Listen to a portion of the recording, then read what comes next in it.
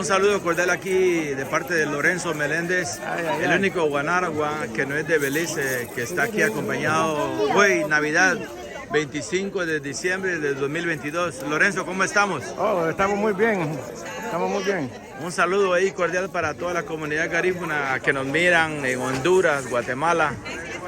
Bueno, saludos a todos mis paisanos centroamericanos, latinos. Y aquí hoy, 25 de diciembre, estoy bailando Yancunú con mis hermanos beliceños, con el estilo nuestro de Honduras y contento me siento estar con ellos aquí hoy. Realmente no pude dejar de ver tu sombrero. En garífuna le llama... Ese le dicen a Buniti Navajalo. Okay. Pegiriti.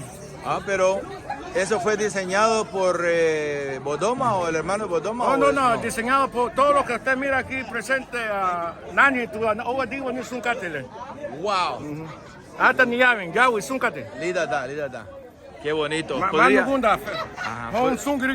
dar una vuelta para ver toda la belleza toda la chulada. Sí, tremendo.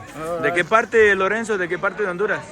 Yo soy del departamento de Colón, mi pueblo se llama San Antonio, Colón. ¿Lida garífuna? Mauro. Excelente. Garafa Lulouba. Gracias por esta breve entrevista y estamos orgullosos de tu trabajo, enseñándole a los jóvenes beliceños aquí el estilo que se baila en Guatemala, Honduras. Ok, gracias a todos. Adiós.